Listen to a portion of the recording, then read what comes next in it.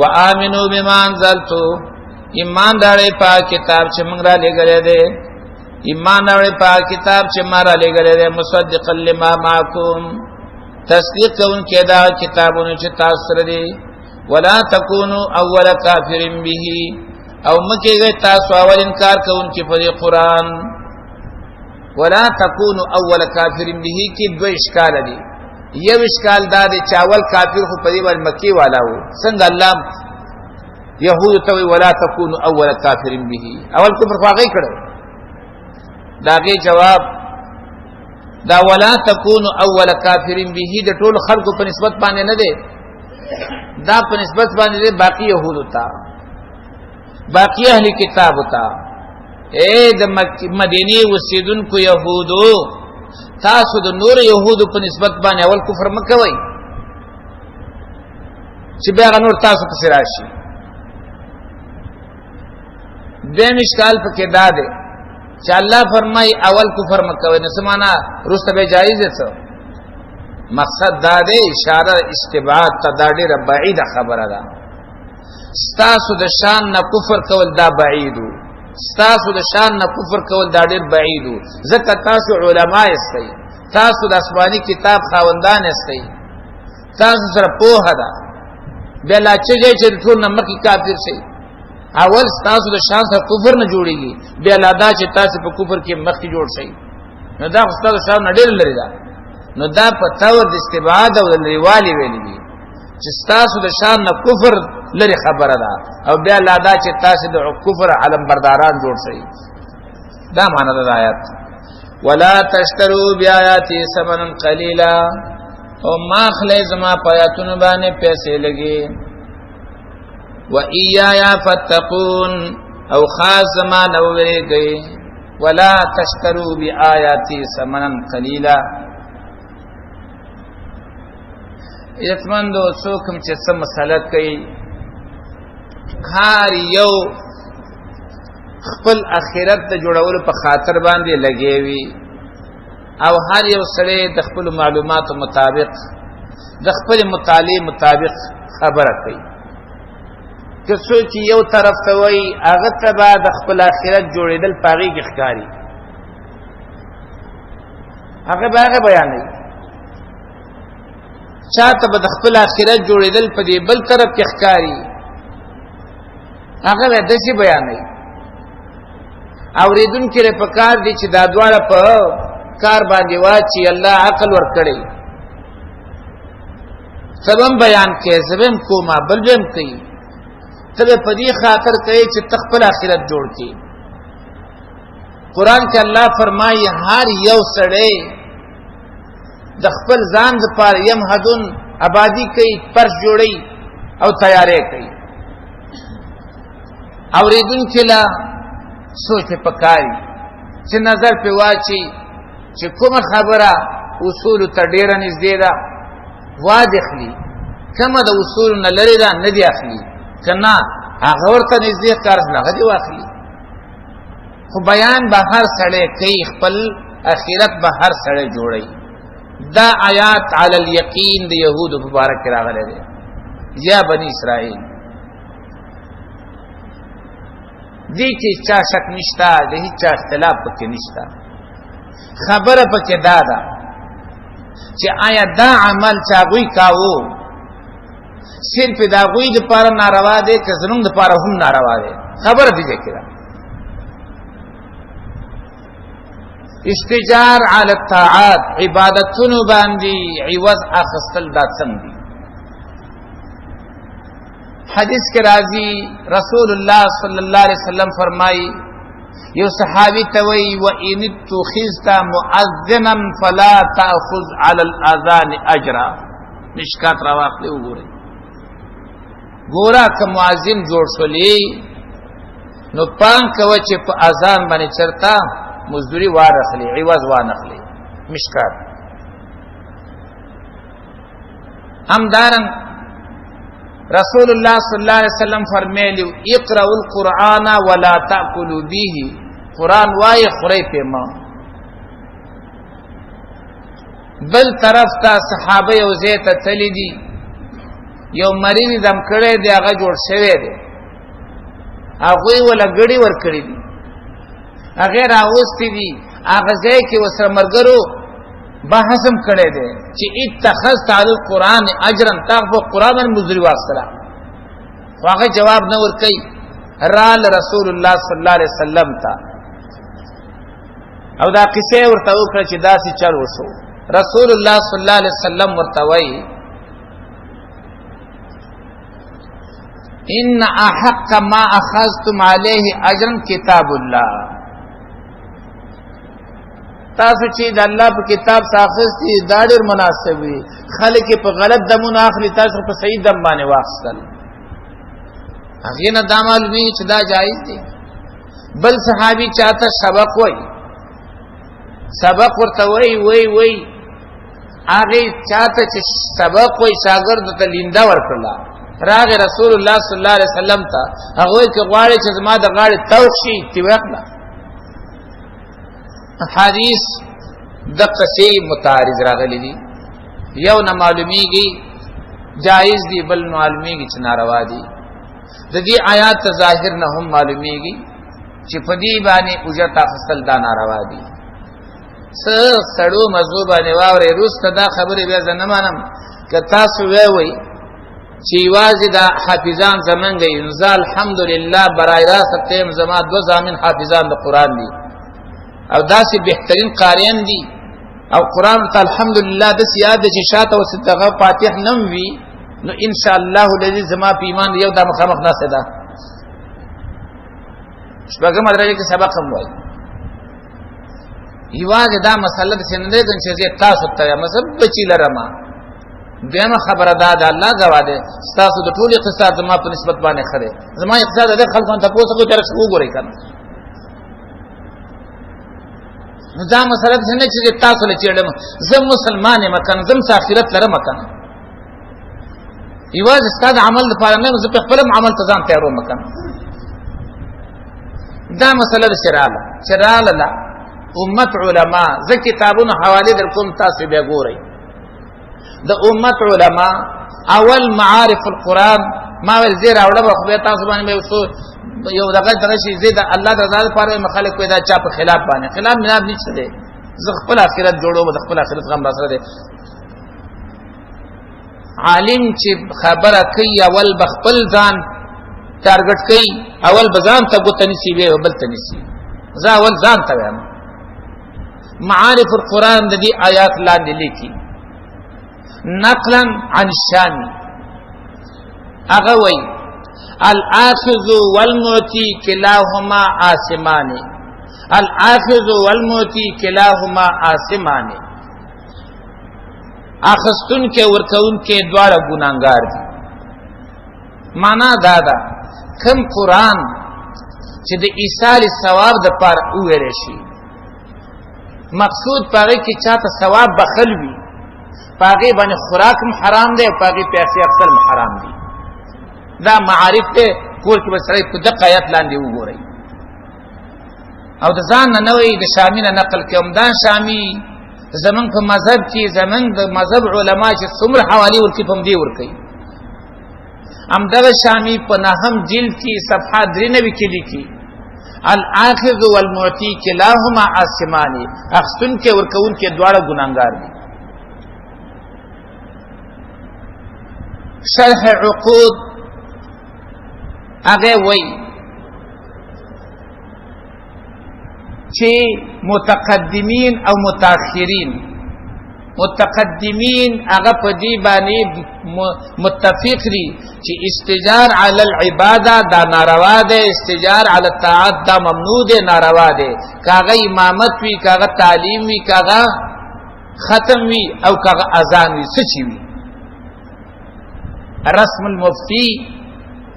رسم المفتی دی کتاب نوم دی او په احناف کې خ معتمد کتاب دی هغه وی د متقدمین فیصله دادا چې استجار علی الطاعات دا ممنوع دی ناروا دی او په دې باندې ګار احادیث راغلي دي متأخرین رسم المفتی وی اگر چې متأخرین په دې رابطه باندې باقاعده فتوا نه دا ورکړي، خو هغه یو قانون ایښی دی،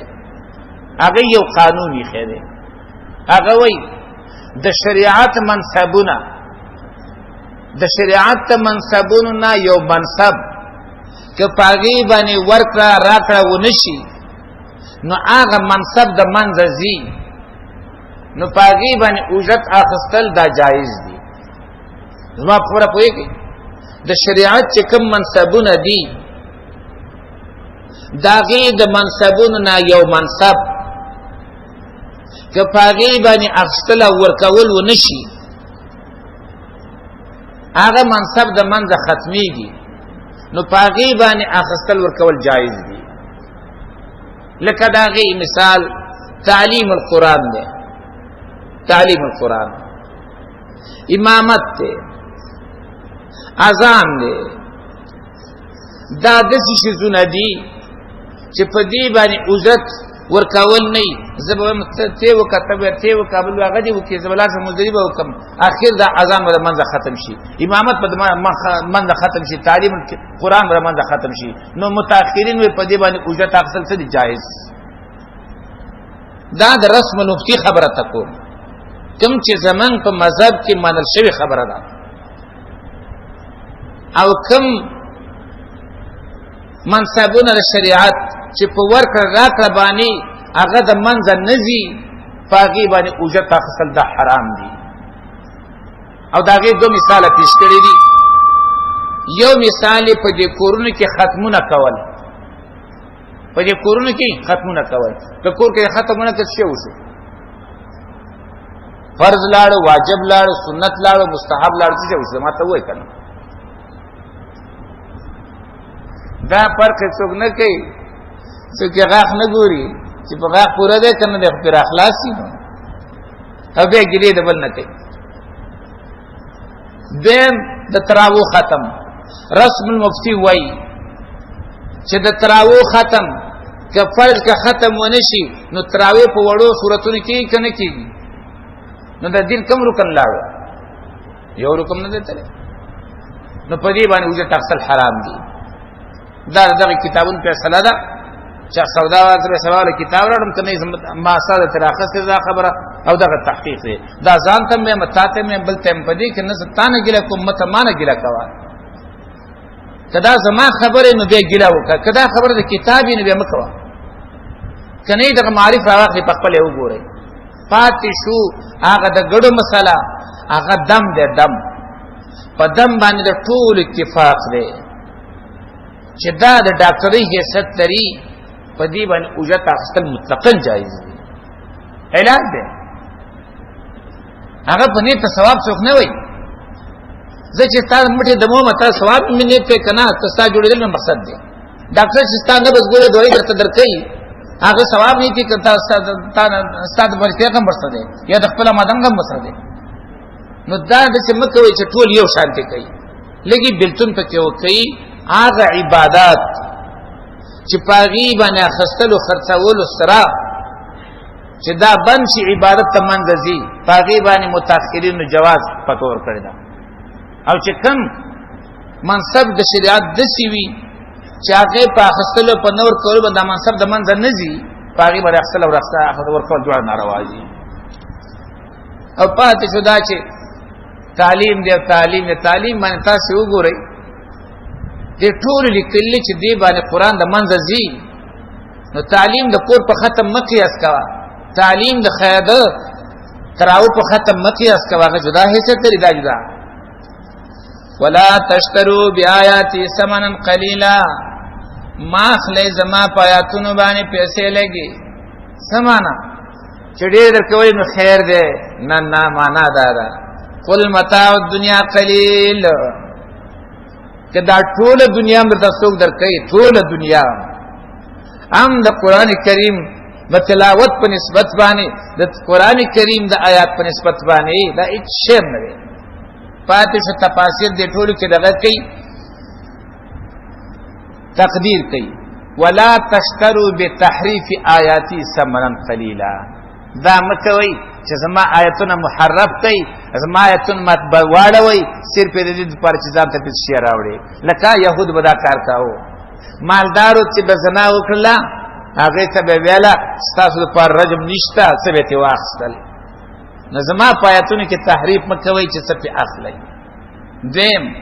ولا تشتروا بیااتی ولا تشتروا بالایمان بیااتی اے زما په آیتونو باندې د ایمان دراوړلو لپاره څه شی اخلمو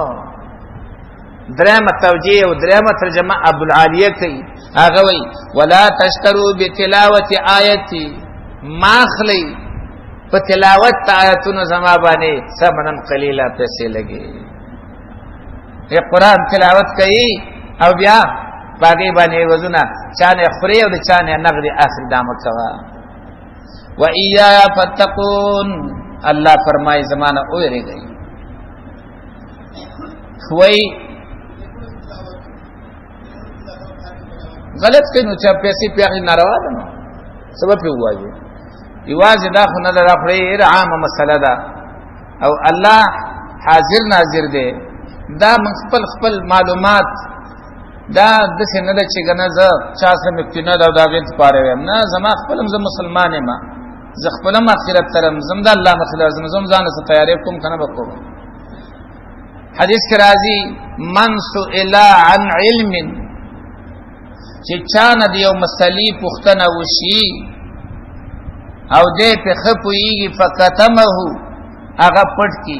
ولجما یوم القیامت بلجام من النار الله ور تخلق له ور واګي ور واچي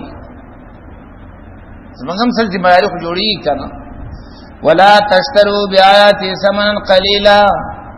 ما خلی په تحریف کول باندې زما پیاتونو کې ثمنا قلیلا پیسې لګي دویم ولا تشتروا بالایمان بیااتی ما خلی په ایمان راړولو باندې زما په آیاتونو ثمنن قلیلا پیسې لګي ولا تشتروا بتلاوت آیاتی ابو العالیه دا معنا کوي ما خلی په تلاوت آیاتونو باندې پیسې لګي و ایا فتقون او خاص معنا ویریږي علما لیکي ما فارق الخوف القلب الا خرب لکم زنه چې یره اوزي د الله ناغه زړه شي برباد شي برباد ما فارق الخوف القلب نجدا کیږي یره د زړه الا خربا مگر هغه شي قران شي او تباشي ابو سليمان دی وای او ځین علما وای اذا سكن الخوف القلوب کله چې فضل کې یره پیدا شولا نو احرق مواضع الشهوات اگر شهوتونو زید او شوق غزینه وسیز به سره د خواهشات تابع کیږي نه بیا د الله نه یره ورسوي هغه شی باندې ورځي ولا تلبسوا الحق بالباطل ولا تلبسوا الحق بالباطل دیا بنی اسرائیل نراونی سا تر 200 نمبر آیات پوری دی کی نه امرونه دی او پنځه نه امرنا آمنو او فرهبون او فتقون دا اوامر دي او دا ولا تلبسوا الحق بالباطل یا ولا تشتروا بآیاتی ثمنا قلیلا دا نواهی دي نو نواهی پکې پنځه مامورات او اوامر پکې نه د 200 نمبر آیات پوری پناهو کې یو دا ولا تلبسوا الحق بالباطل د حق او د باطل معنا ما تاسو کړی و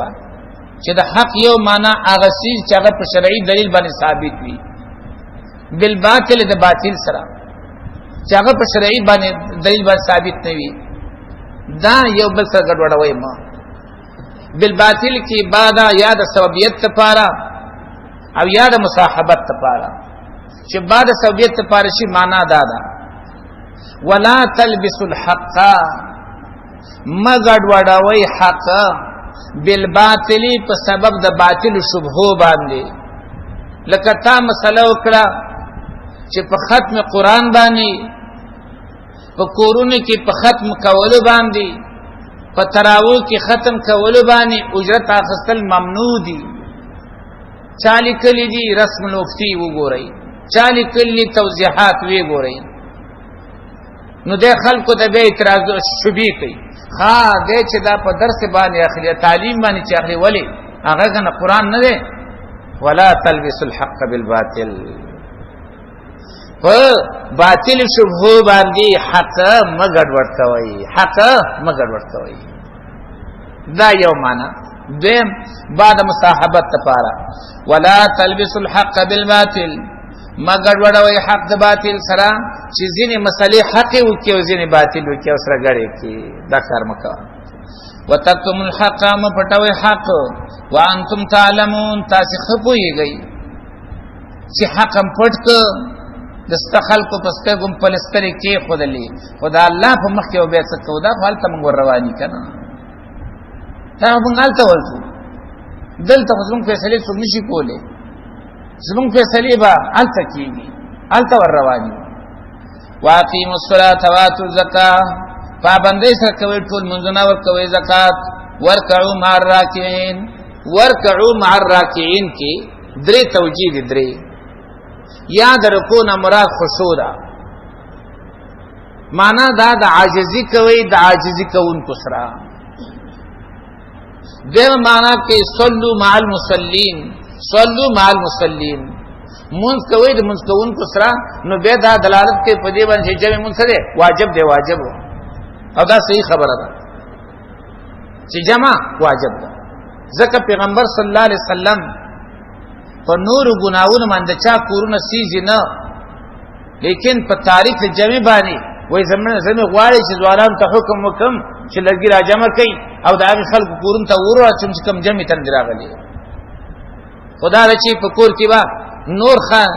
حیوانات پوي نور شیزونه به هغه به وسوځي ځکه ور نه دی ورا چولې صلوا مع المصلين خدرا ترجمه چې هغه ډیره بهترینه ترجمه ده هغه ده يهودو په منځونو کې رکوع نه و نه کوله او باندې دا کوله چې په منځ باندې رکوع نشتا زموږ مازه کې رکوع نشتا نو دلته حکم دی پر رکوع باندې يهودو ته حکم دی چې رکوع وکړي خو هغه پرې خونه کوله او دا باندې غلطه و چې زموږ باندې رکوع نشته الله ته حکم پر رکوع باندې کړی خو کوله نه نو ورکعوا مع الراکعين څنګه نور خلق رکوع کوي تاسو رکوع وکړي نو رکوع پاغي باندې امر لیکن کوله نه اتامرون الناس بالبر وتنسون انفسكم آیات سو امر کوي خلق ته پنه کو باندې او پریخم د خپل ځانونه وير کړم د خپل ځانونه وانتم تتلون الكتاب او تاسو کتاب لولې معنا دا د مليان استي افلا تعقلون دومره د عقل نه کار نه اخلي ګوره دې دوه خبرې دي یو خبره دا ده چې چاته وای نو کوي هم دا ضروری ده چې چاته یو نیکی حکم کوي نو په خپل هم کوا دا غي فائدہ بدای چې دا خبره مخکې لاړ شي او چې تی خلکو ته وای په خپل نه کینو دا مخکې نزي دیم خبره چې نیکه نو می وایا دا خبره غلطه ده چې نیکه نو می وایا ځکه چې نیکه او نیم وای دو جرم دي او چې نیکه وای نو یو جرم شو دنه کول جرم شو نو دی آیاتونه کې مقصود معنا د دعوینا او معنا د دعوت نه دعوت کوا خو دعوی مکوا چې دعوت نه کوته وځه دعوت کوما دا دعوی مکوا نو یو معنا د دعوتنا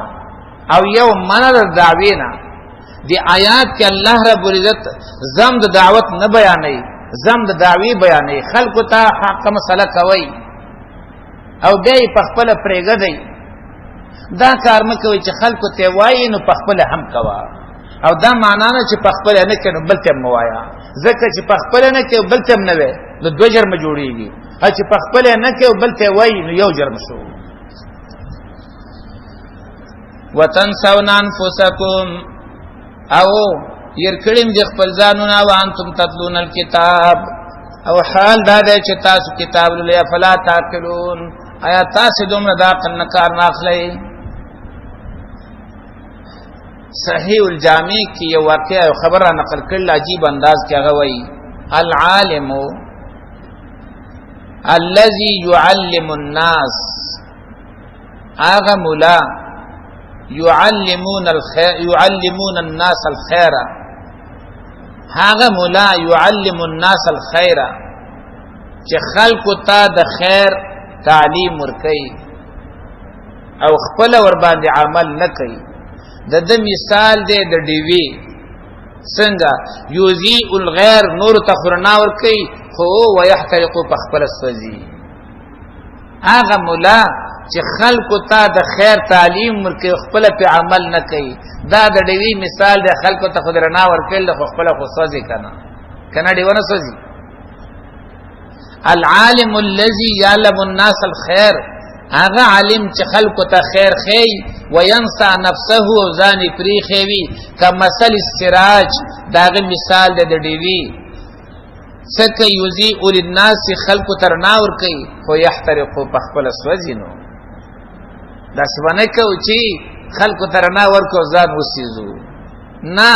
خلق ترنا ور کو نو ځانون د سیزول نه بچ کو کنه، ځان پور نه سیزو. واستعینوا بالصبر والصلاة، ګوره وتا وسیله اصل په اعمال باندې ده. زوات خبره ده بغیر ده غلطه ده، خلق سهو شوی دي. او کڅو کوئی چی كنا نتوسل الیک بنبیک فالآن نتوسل الیک بعم نبیک،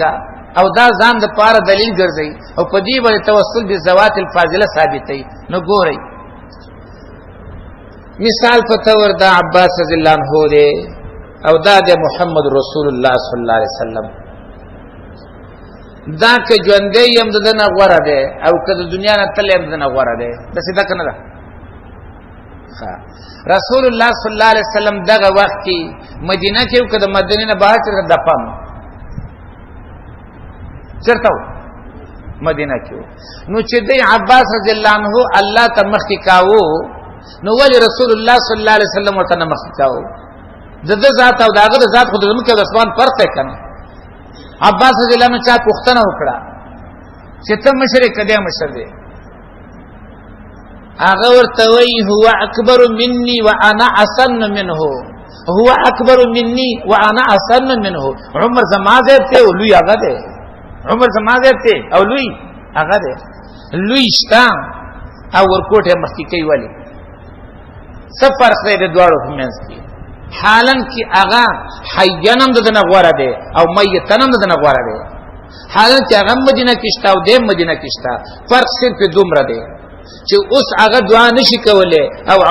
دغه عباس رضی الله عنه کوله شي. ځکه دی را مخکې کړ. معلومه ده چې اصل وسله په سوا په عمل باندې و. دوی دغه نه ذات جوړ کړ، ذات خدای وو کنه،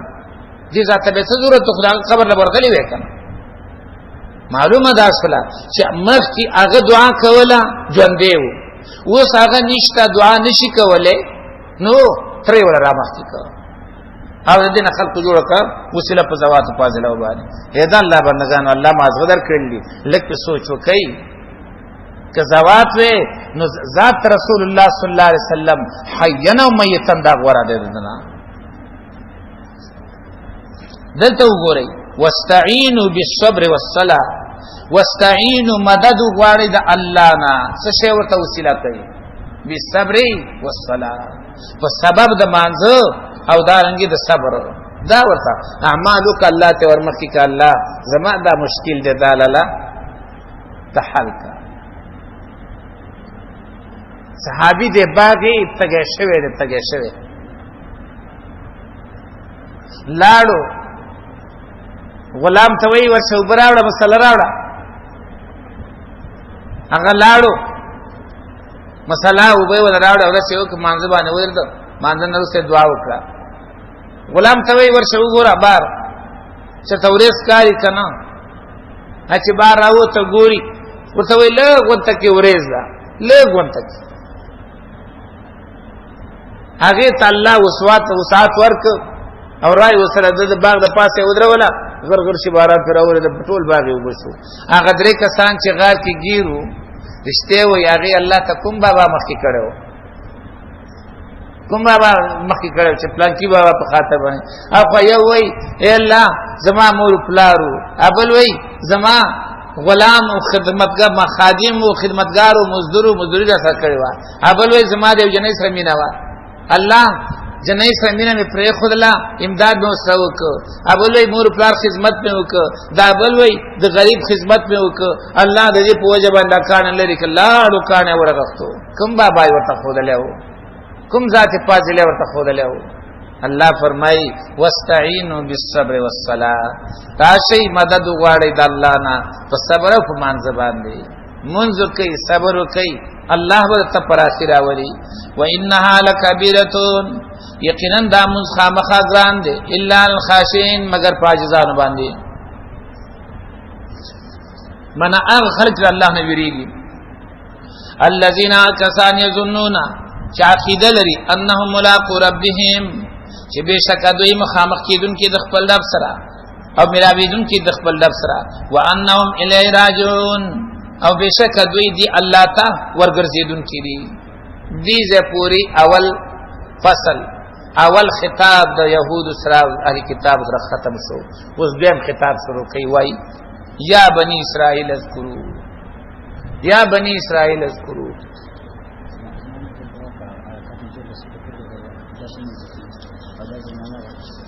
تبازو وګورم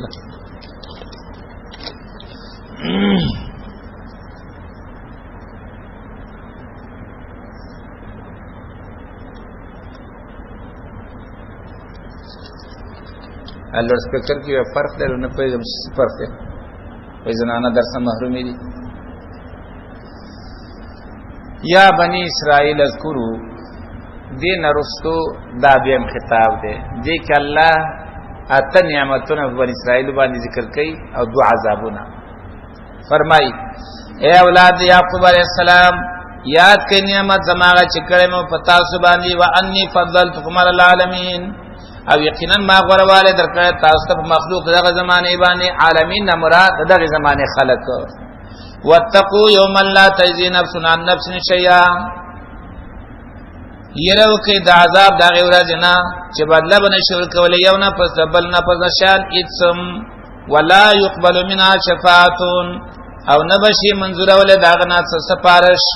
ولا يؤخذ منها عدل او نبشي قبل ولې داغه نه فدیه ولا هم ينصرون او نبدو امداد کېدل شي دنیا کې دیو مجرم د خلاصولو سلور طریقې دي سلور او قیامت چې دا سلور وړه باندې دي دنیا کې یو طریقه دا یو مجرم دی دا غیر رشتہ دار راشي جیلر ته وای امنیت والا او ته وای دا پرې د وچ کور تلاړ شي د په ځای بزکې نه ما لا تجزي نفس عن نفس شيئا کپلار امراشي او اوې د ازما زوی پرې د زپلارم زبر د په ځای باندې کېنم نکېږي دیم کلی کې یو مخاوري سړی راولي او هغه حاکم وخت تا جیلر ته وای دا مې په سپارش کې راوسته ده دا مجرم پرې دا الله فرمایي ولا يقبل منها شفاعه درېمه طریقه دا یې خډبل پیسې د ځان سره یوسي او هغه حاکم ته چوکیدار ته ورکی او هغه مجرم آزاد کی الله فرمایي ولا يؤخذ منها عدل ددنه بس فدیه او سعیوز دا نه نشي اخستله څلورمه طریقه دا ټوپک ماران پیدا کی او ورشي په جیل باندې سو کی حمله وکي په کور باندې حمله وکي هغه خپل بندیت نه را بهر کی الله فرمایي ولا هم ينصرون دې سره به هیڅ امداد نشي کېدلی پاتې شو شفاعت وای ستا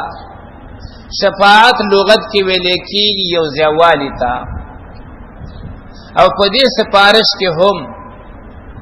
یو مجرم پاک سړی د ځان سره ملګری کوي او د چا مخې له بوزي شفاعت لغت کې یو ځوالی تا وای د دې وجنه د یو رکعت رچی دا یو رکعت طاق ده طاق خو چې بل سره ملګری کی ستې جوړ شي شفاعت جوړ شي جوت نه جوړ شي نو یو ځایوالی ته وایي. په دې سپارش کې هم یو مجرم یو پاک سړی د ځان سره ملګری کړي او د چا مخې له بوځي. بیا دا شفاعت او سپارش دا دو قسمه ده، یو د دنیوي او بل د اخروي. دنیوي هغه دو قسمه ده، یو حسنه ده یو سیئه ده. شفاعت حسنه په یو ښه کار کې د چا سره تعاون کول خو چې بل ته پکې ضرر نقصان نه وي. په یو ښه کار کې د چا سره تعاون او مرسته کول چې بل سړي ته پکې نقصان نه وي، دغه د شفاعت حسنه. شفاعت سیئه په بد کار کې د چا سره تعاون کول، دا د شفاعت سیئه. دنیا کې دا دو قسمه. اخروی اغم څلور قسمونه لري. یو دا ګناهګارو مؤمنانو لپاره پیغمبران شفاعت وکي، او دا به د هر امت د پاره د هغه امت پیغمبر کوي. د مؤمنانو د پاره معنا د ګناهګارو مؤمنانو د پاره پیغمبران د دغه امت هغه ول څوکي شفاعت. یو شفاعت داده دا په قیامت کې کی. دویم سپارش ته د ملائکو. ملائک د چا د پاره سپارش وکي دی او ګناهګار مؤمن د پاره دام په قیامت کې شته دی. دریم سپارش ته بعض مؤمنانو د بعضو د پاره، مثلا د یو سړی کور کې شهید شوی دی، د یو سړی په کور کې حافظ قرآن دی، د یو سړی په کور کې عالم دی، د یو سړی په کور کې حاجی دی، هغه زی الله رب العزت ته سپارش کوي. سلورم شفاعت الله د خپل ځان ته. شفاعت الله د یو ګناهګار مؤمن لپاره ځان ته. لکه حدیث کې راځي رسول الله صلی الله علیه وسلم فرمایي هر چا ته به حکم وشي، هر چا ته به حکم وشي چې ورشي سپارش وکړي.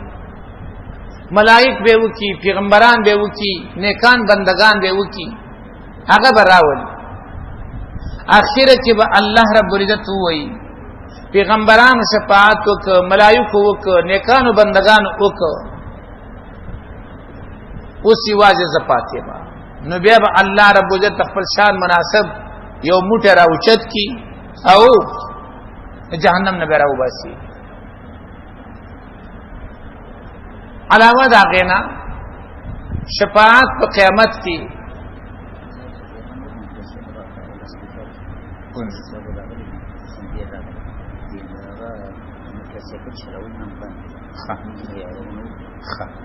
صحیح ټیک ان شاء الله. دا رونه راغلي چې تاسو اعلان وکړئ چې نن ورځ په سکوټر باندې ګرځیدل بند دي. شاید تاسو هم کله وي اطلاع به راغلي وي. نو اسی دې تکلیف کوي ما چې بیا څوک نیولې بیا ورمنډه واهي چې الکا دا را پوښه کا داګه نه اوس نه ځان باندې پابندي ولګوي په سکوټر باندې نن مگر ځي.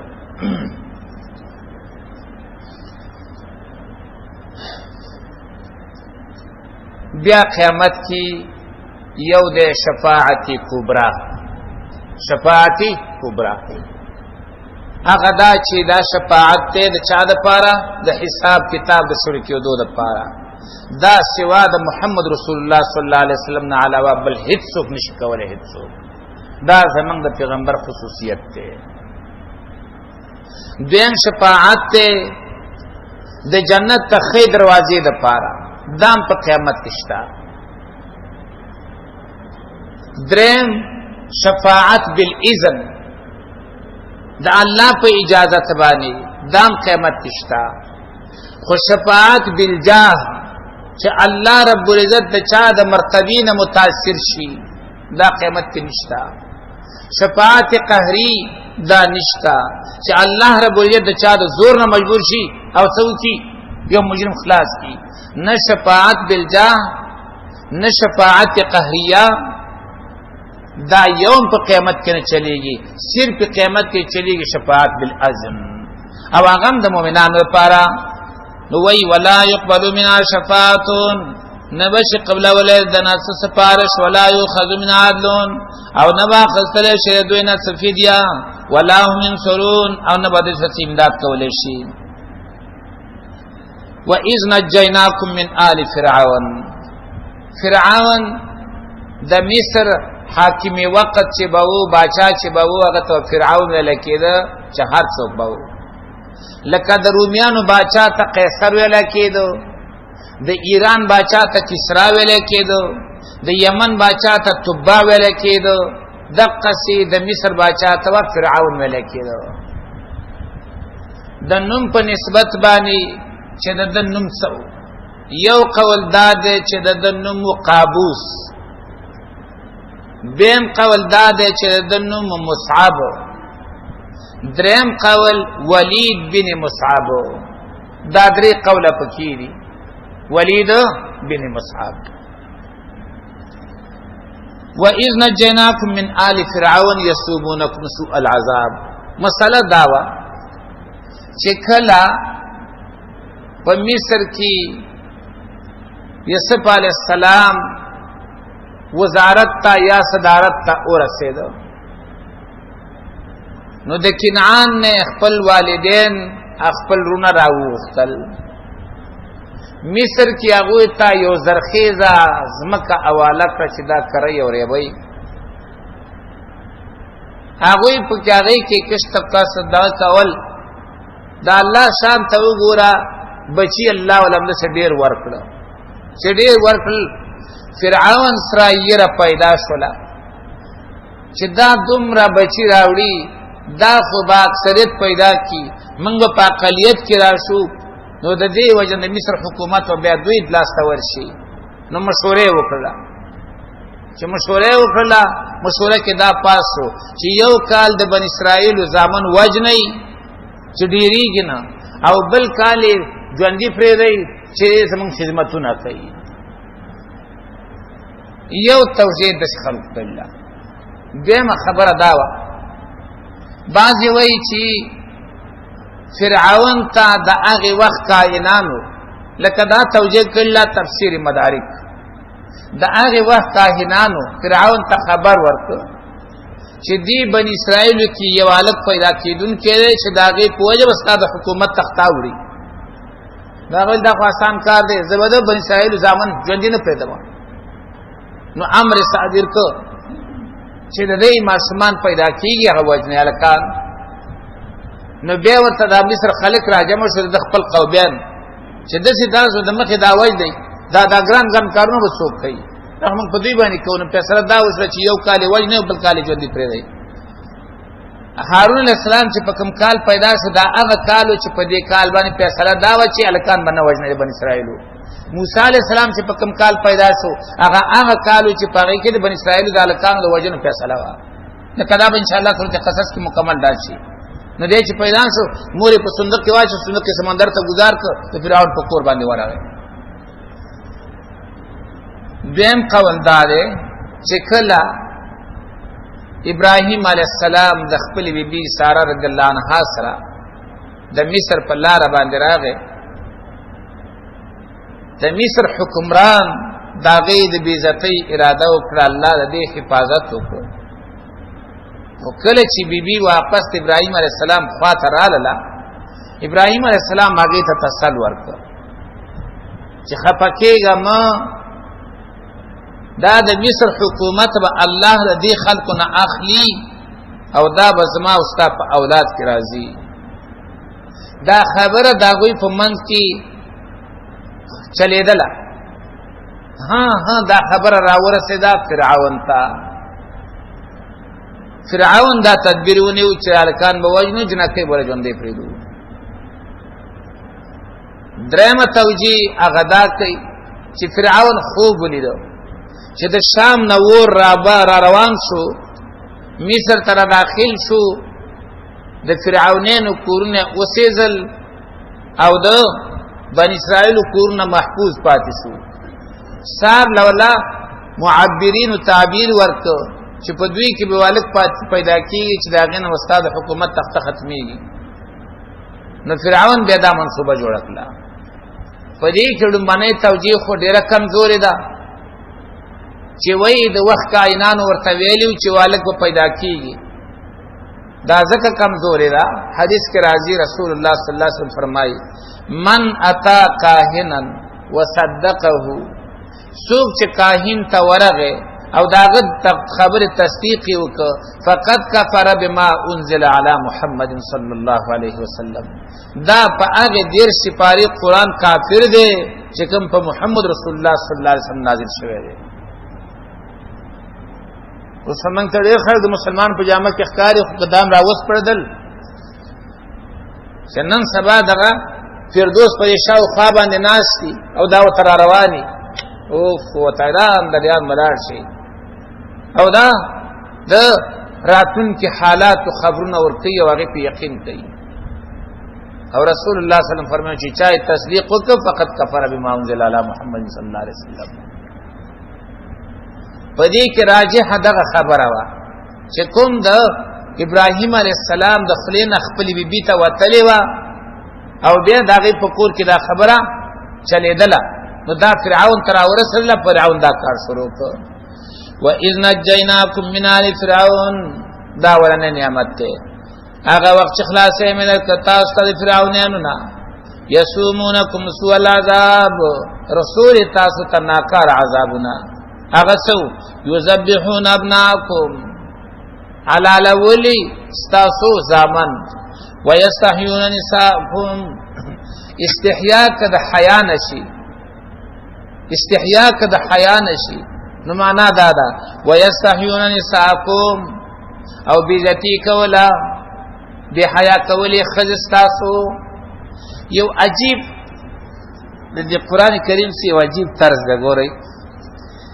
یسومونکم سوء العذاب یذبحون ابناءکم، هلته تعبیر د چا سره وکړه ابناءکم، او وروسته وایي ویستحیون نساءکم، داسې نه وایي چې ویستحیون بناتکم، نونه به دله ژوندۍ پرېښودلې. دې کې څه کمال دی؟ اصل کې الله رب العزت د بني اسرائیلو دا جذبات را اوچتوي د کفر په خلاف باندې، چې ګورئ خلکو ته د مور کنځل کوي په قار نه ورځي ها ها وخاندي، د نیا کنځل کوي ها ها ورته وکړي، خو که ورته ویل چې ستا ښځه بیا برداشت کوي رښتیا وایه. نو الله وایي ای بدبختو د ښځو بېزتي درله کوله او بیا هم تاسو چې دی ورته سر ټیټ کړی دی. د لور په هغې باندې څوک داسې نه دی ما د هلکان په خپل منځ کې کنځل کې ستا لور او ستا خور او ستا مور دا وایي، خو ستا ښځه چا نه دي ویلې، ستا ښځه جنګ کې وایي بس. که نه د ابناکم مقابل کې بناتکم په کار و چې ستاسو د زامن یې وجله او نون یې دله ژوندۍ پرېښودلې یا د نونو بېزتي در راکوله. نه نه، هلته لفظ بدل کړ ویستحیون نساءکم، ستاسو ښځې بېزته کولې، د هغوی نه حیا اخیستله. او حیا اخیستل څه لټولې به چې حمل یې په ګېډه دی او که نه دی، چې شرک غیرت وي ایمان پکې. دا هغه بې غیرته خلکو نن داسې په موږ باندې سرې سترګې را وباسي، د خپلې ښځې تپوس یې نه شي کولی، اوس په مسلمان باندې سترګې را وباسي زه نشم کوم مزه هغسې کوم. خو دا وجه دا چې مسلمان د ګیدړې څرمن په اغوستې ده، زمري څرمن یې ځان نه لرې کړې ده، نو سر یې ټیټ نیولی دی. که نه دا دومره داسې خلکو. دویم دا چې دا لفظ د حیات نشي ویستحیون نساءکم، او ژوندۍ پرېښودلې ستاسې نونه، ژوندۍ پرېښودلې ستاسې نونه. وفي ذلكم بلاء من ربكم، او په دې عذاب کې چې دا فرعون تاسو ته رساو، بلاء ازمیخو من ربکم، ستاسو د رب لخوا نه عظیم لوی. او یا وفي ذلكم،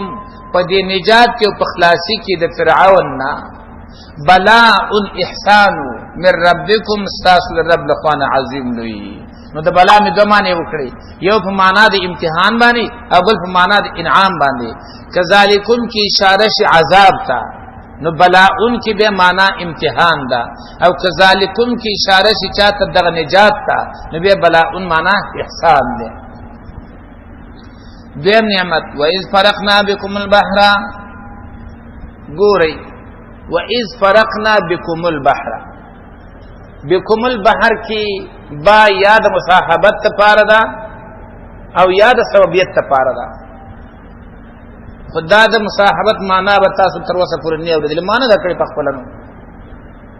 دا ڈن بے دل چی دا ولی دلا چی مصاحبت تپارشی مانا دارا وَإِذْ فَرَقْنَا بِكُمْ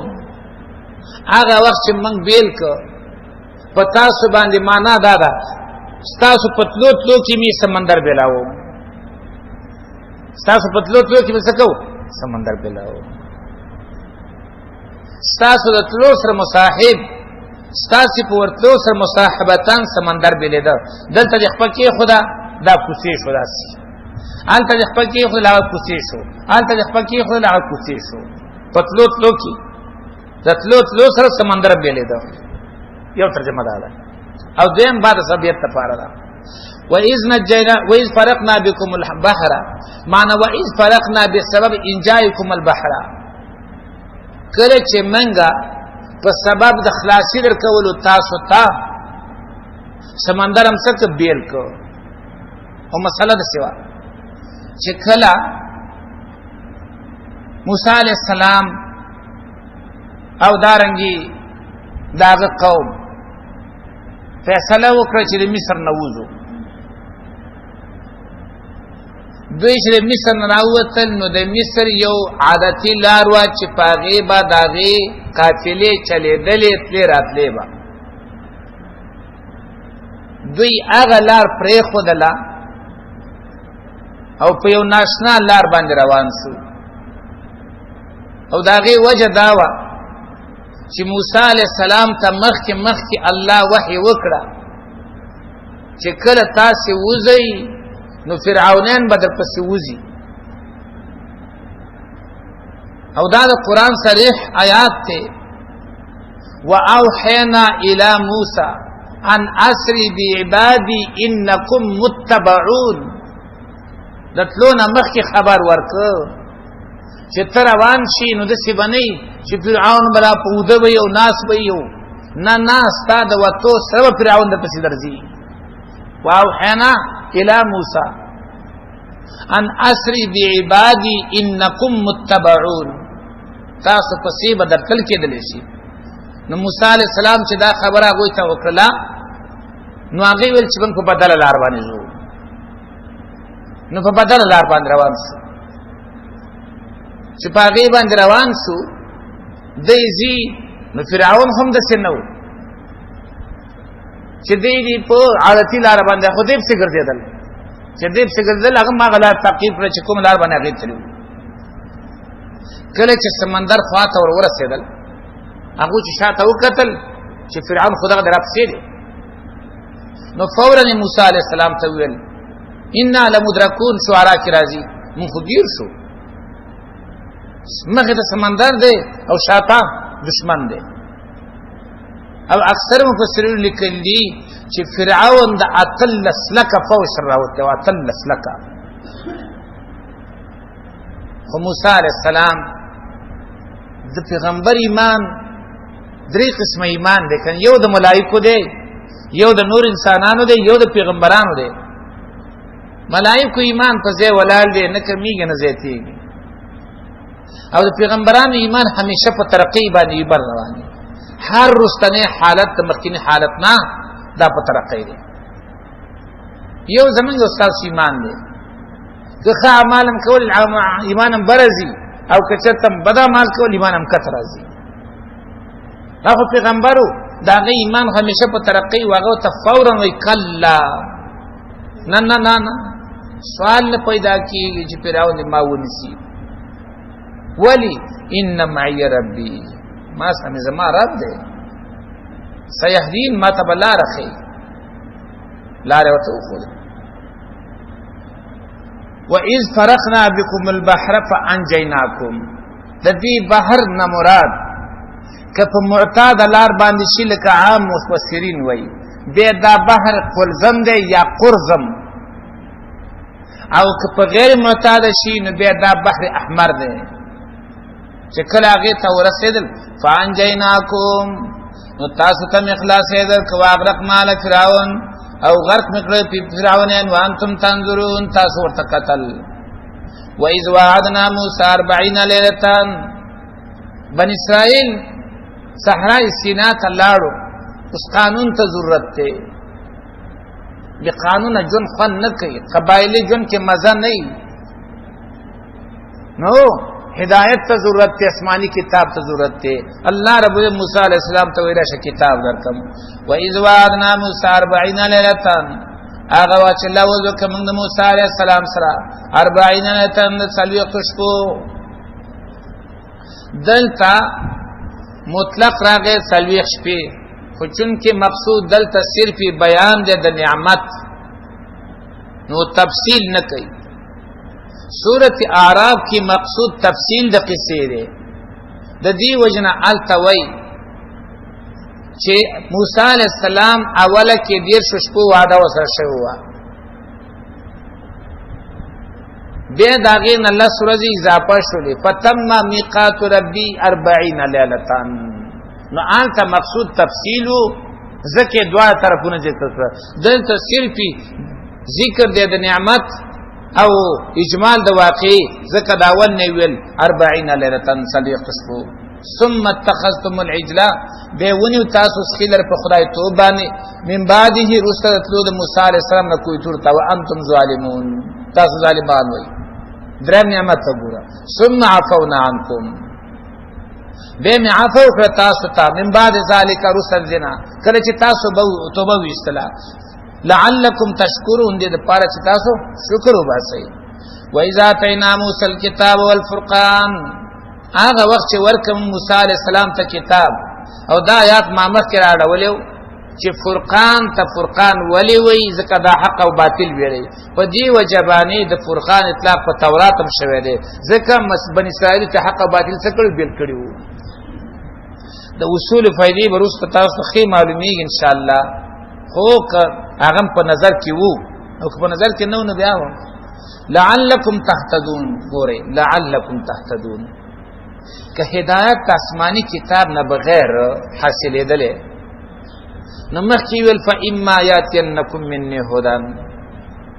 وزدلته وی ما موسی علیہ السلام ته کتاب ورک فرقان می ورک لعلکم تهتدون دې د پاره چې تاسو هدایت حاصل کړئ د آسمانی کتاب نه بغیر هدایت نه حاصلېږي دی وجنه موږ ته مشکل هم دسیو لس کاله 15 کاله به سبق وایو نه به د قران نه خبرو نه به د حدیث نه خبرو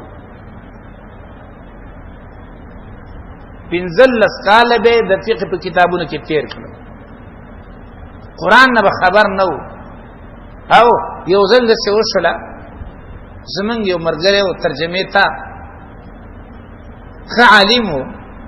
خو مرګره راوسته ما استاد تناسو هغه استاد په یو مسله باندې تحقیق کوي د مس په خپل کې نه خلنو هغه ته وایي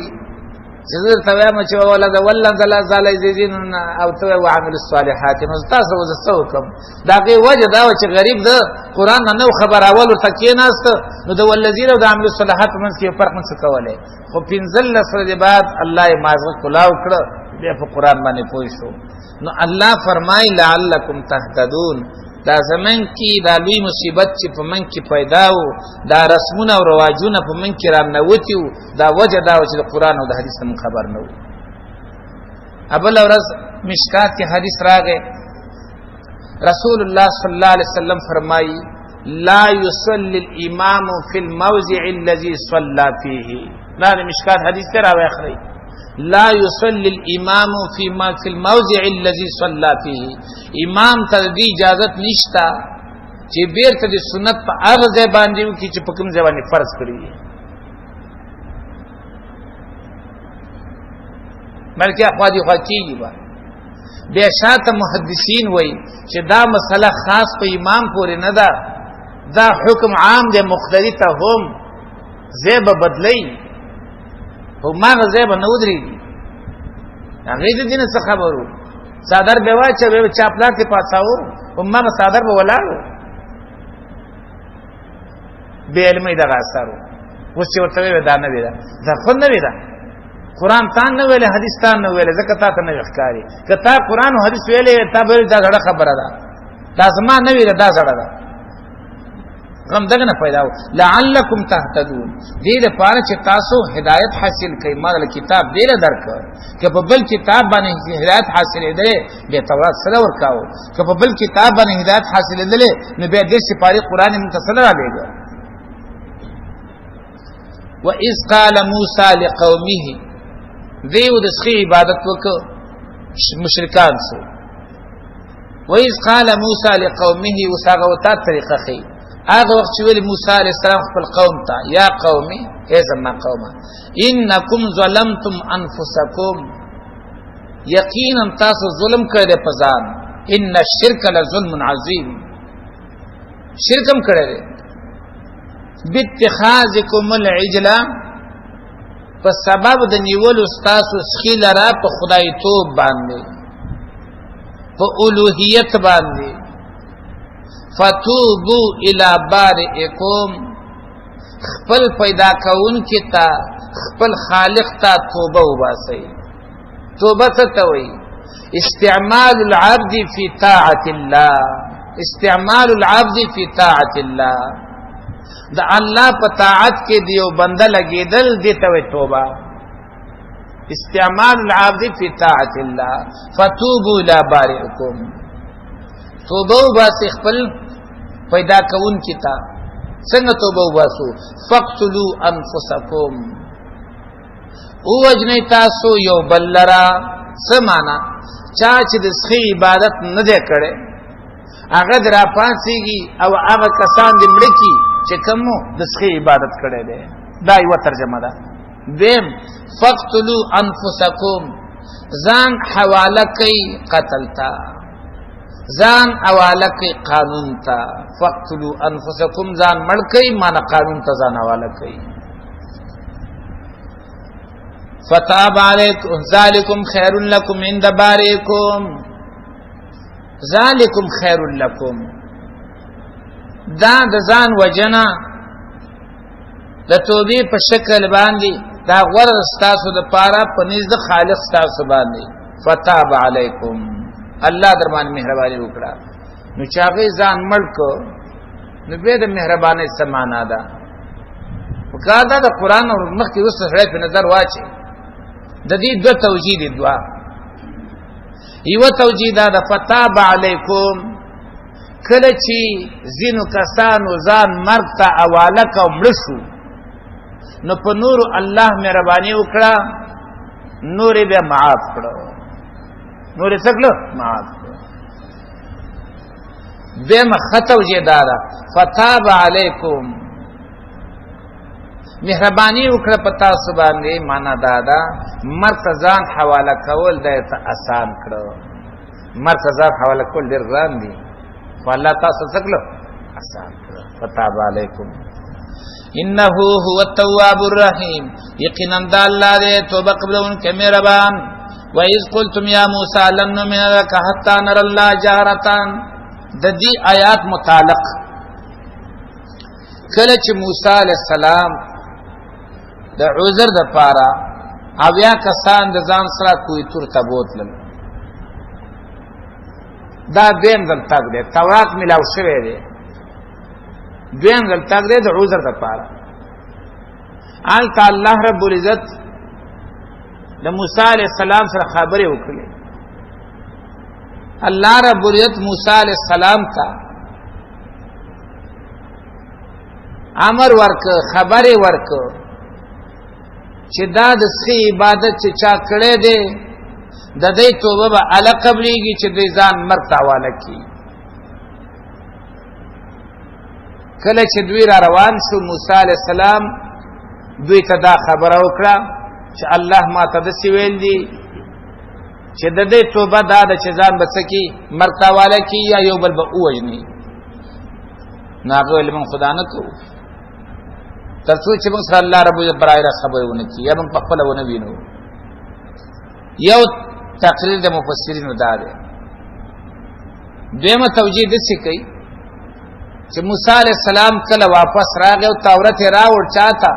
بن اسرائیل ته. نو تورات کې خو سخت احکام وو، کله چې هغه احکام هغه ته اعلان کړو نو هغه ورته ویلا موږ ستا په خبره باندې یقین نکوو، موږ ته د الله ځان وښیي. دا دوه طریقو باندې د آیات لګئی. وَإِذْ قُلْتُمْ يَا مُوسَى، هغه وخت چې ویل تاسو یې موسی علیہ السلام لن نؤمن لك، چرې موږ ایمان نکوو یقین نکوو په تا باندې حتی نرى الله جارتان، تر دې چې موږ وګورو الله په ډاګه باندې. دنیا کې د الله رب العزت لیدل په دې سترګو باندې دا کېدی نشي. موسی علیہ السلام پیغمبر دی او جلیل القدر پیغمبر دی، هغه الله ته وی مینا راغلی دا خوند ورکړی د خبرو، وی ربی ارینی انظر الیک قال لن ترانی. البته قیامت کې به مؤمنان ویني. حدیث کې راځي انکم سترون ربکم کما ترون القمر لیلۃ البدر، تاسو بخپل رب داسې وینئ لکه دنیا کې چې 14 سپوږمۍ تاسو وینئ، خو دنیا کې په دې سترګو باندې الله لیدل ناممکن دي. حتی نر الله جارتان، تر دې چې وګورو موږ الله ښکارا. فاخذتکم الصاعقه، نو پس ونیول تاسو له تندر، برنه په تندر راغې، وانتم تنظرون، او درا پریوتو نه مخکې ورته تاسو قتل. دا نه چې را پریوته بیا ورته قتل، ویل قتل فائدہ څه وه؟ ثم بعثناکم من بعد موتکم، بیا موسی علیہ السلام دعاګانو رضو ورکړل. افتهلكنا بما فعل المبتلون، موسی علیہ السلام الله ته سوالونه وزارای شروع کړی چې الله دا خو قمقلو، دا خو سفیهو ناپوهو، د دې په وجه باندې ته منګه هلاکوي. یا الله کده سی وی نو مخکې به زم وجلې و دې هم دې وجلې و. نو الله داغه دعاګانې قبول کړي. ثم بعثناکم، بیا می تاسو را پاتولې من بعد موتکم، روسته د مرګ تاسو نه، لعلکم تشکرون، دې لپاره چې تاسو شکر وباسئ. میدان صحرای سینا کې د سرن ورن لاندې د ژوند دی. نو الله رب دې دریم نعمت ور بسلورن نعمت ور باندې دا وکړو، وذللنا علیکم الغمام. غمام د غمامتون جمع ده، هغه نری وریځ ته وای چې د نور نه دی بچ کئ او ساده نه خپه کئ. یو هغه وریځ دي چې د نور نه بچ کړي خو ساده در خپه کړي او توره شپه جوړه کړي، هغه کې سړی ته بیا خوشحالي نه وي، هغه نعمت نه وي. د دې وجه الله لفظ د غمام استعمال کړ. غمام هغه وریځ چې د نور نه بچ کړي، د نور تاو د تنه پرې دي خو سام دې نه ډوبوي، سړی باندې نراولي. وذللنا علیکم الغمام، سورہ مکړه پتا سو باندې وریځ، خوراک انتظام نو. وانزلنا علیکم المن والسلوى، او راکوز مکړه تاسو ته ترنجبین او مړزان. من مراد سو کوئی دا خوګه جاولوا، بعض وی د من مستاق دا شهدو، بعض وی دا خوک شربتو، خو چې د تندې د پاره بده وسکو نو شربتو، او چې د لوګي د پاره بده وسکو بیا به څه واقعا به. کلوا من طیبات ما رزقناکم، ویل من خوري د پاک او حلال هغه نه چې موږ رزق درکړی تاسو ته. وما ظلمونا، او دوی ظلم نو کړي په موږ باندې. فاعل دغه واو دی او نام مفعول به ده، چې تدې معنا ونه کوي چې موږ ظلم نو کړي په دوی باندې. نه وما ظلمونا، دوی ظلم نو کړي په موږ باندې، ولکن كانوا انفسهم یظلمون، مگر په ځان یې څه ظلم وکړ. ما ته څه نقصان ورساو؟ نقصان چاته ورساو؟ ځان ته. وَإِذْ قُلْنَا ادْخُلُوا هَذِهِ الْقَرْيَةَ، د دې متعلق چې یو دا کله سو او بل دا واقع سوا. یو توجیه دادا چې دې خلکو فلسطین او د علاقې د دې لاس نه وتی وی. موسی علیہ السلام دوی ته د جهاد د کولو حکم وکړ چې تاسو جهاد وکئ او فاتحانه د خار ته ورنوځئ، کوم چې ان شاء الله تفصیل سورته مائده کې راشي او سبا دی بقره په اخر کې راځي. نو دی خلکو ویل انا لن ندخلها ما داموا فيها چې دا پکې موږ نه ورځو.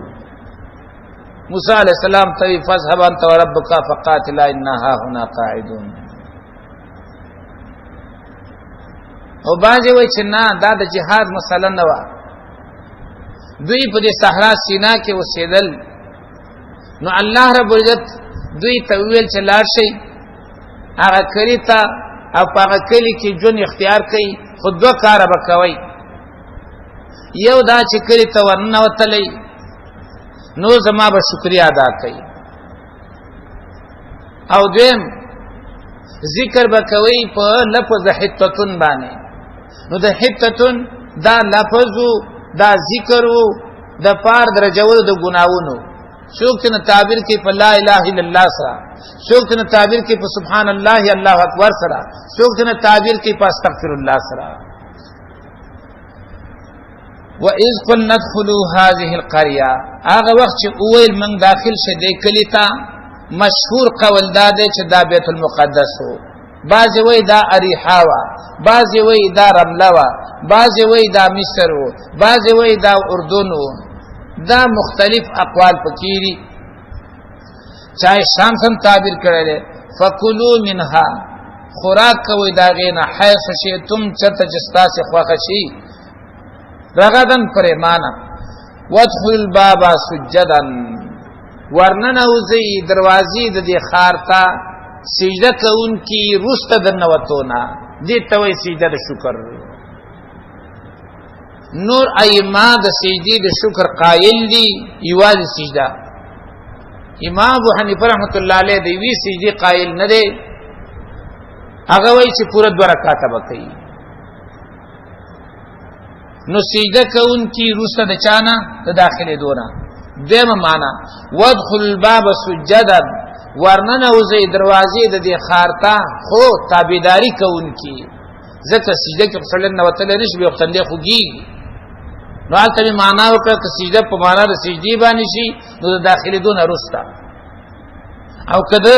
نو تو په وخت کې شي نو به د سجدي معنا څخه تابعداري کوونکی. دا څنګه چې خار ته ورنوځي او ټوپک خلی اسمان ته نیولې ګړ ګړ ګړ ګړ ګړ. دا کومه طریقه ده؟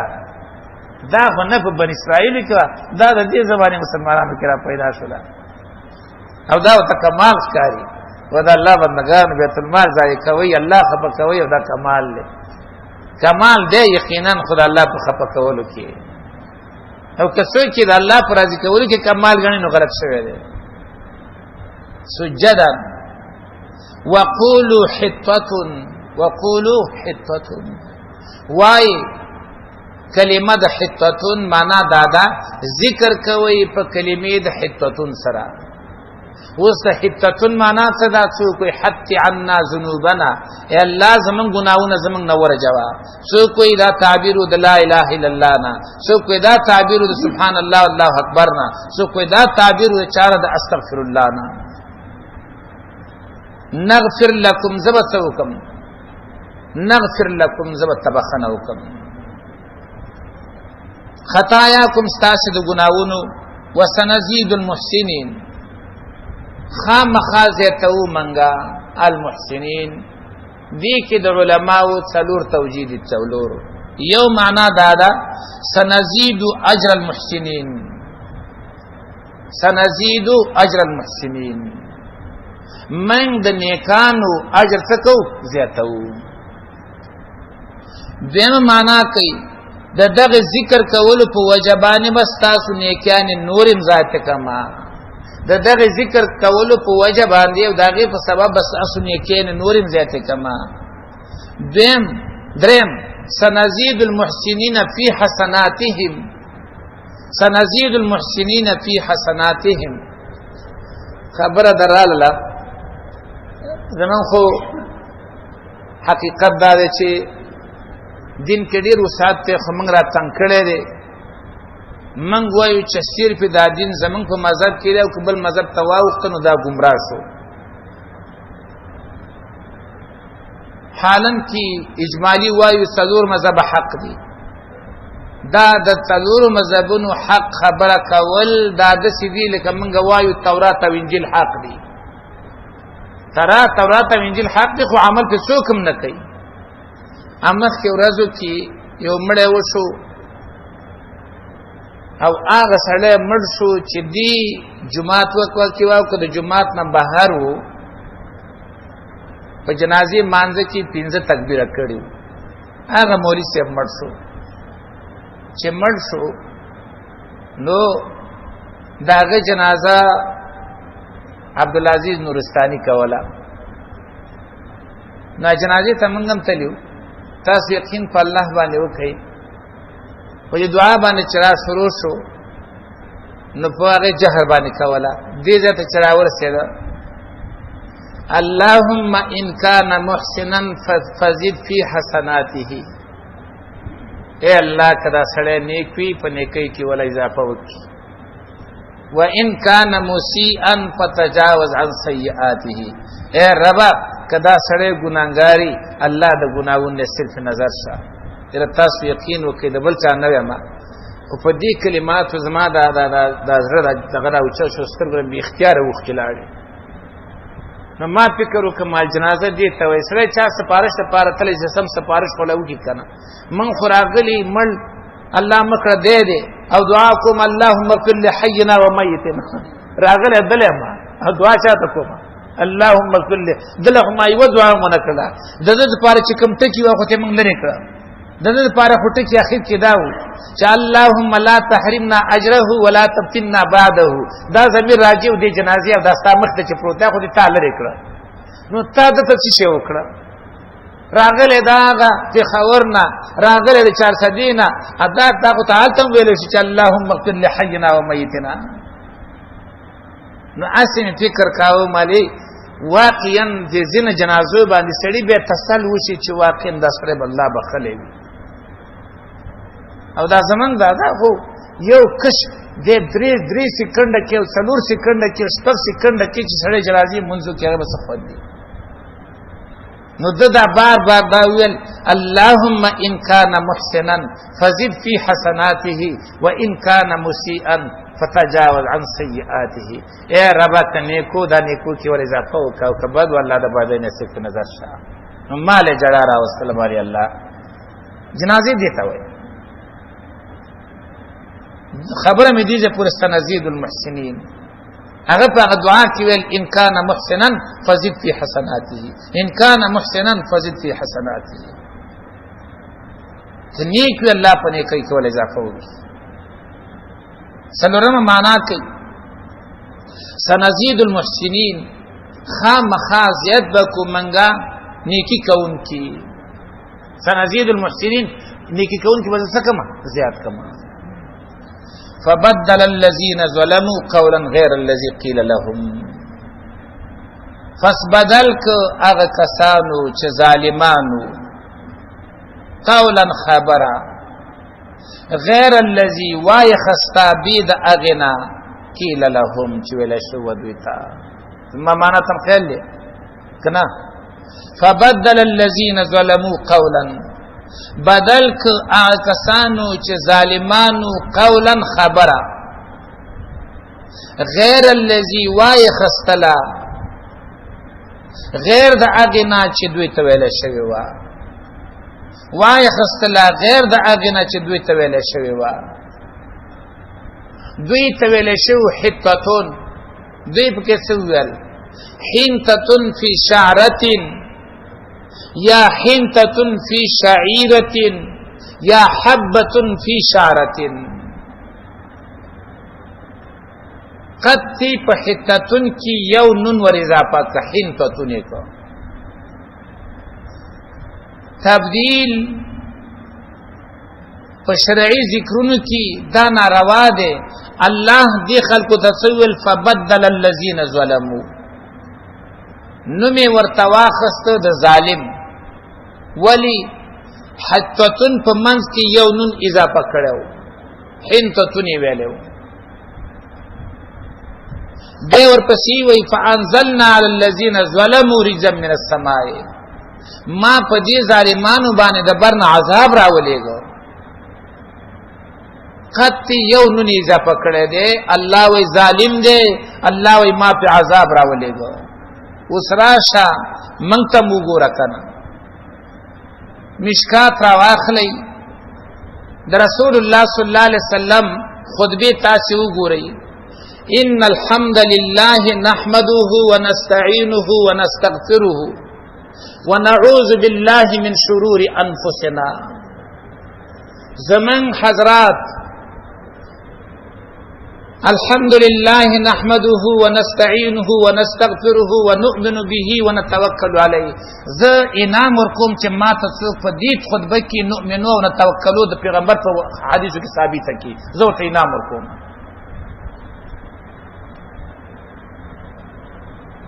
ولګیږي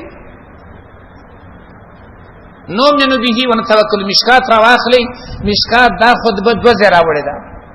یو په نکاح کې او یو پاور سر کی دا پکې نشته چې نو منو به ونتوکل علی دی وای دي کې سبا کړه اذکار دی مانځه نرستو حدیث کې راځي اللهم انت السلام ومنك السلام تبارك يا ذا الجلال والاکرام دی بسوي اللهم انت السلام ومنك السلام حينا ربنا بالسلام وادخلنا دار السلام تبارك وتعالى تدام تبكي وخيكم ذکر هغه خنن اضافه کړو ظالم سو تا پکې ثابت ته وندونه ورواچول او ته دیندار ته نیکی ته غوړه ته خسړې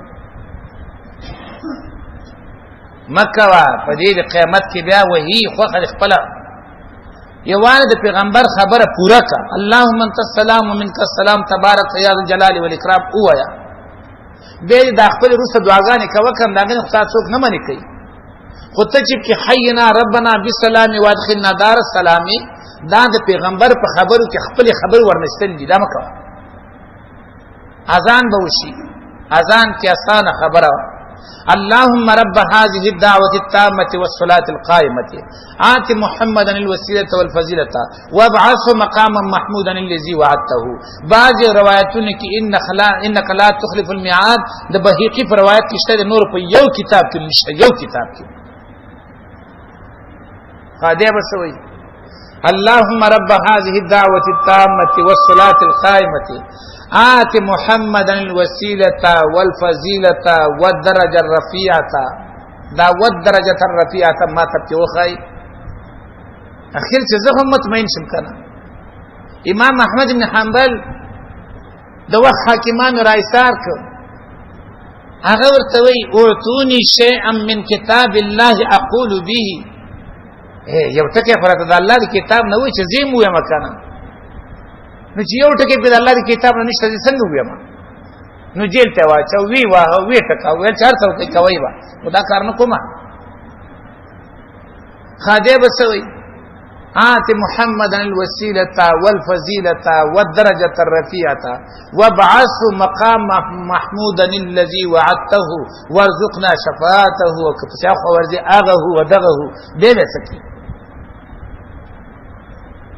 یو کتاب کې خو وخه وای کنه ولی د خلکو باندې دا دین تاسو ګران کړی دی اسانه کوي ورته چې ارڅ کیو حدیث کې راځي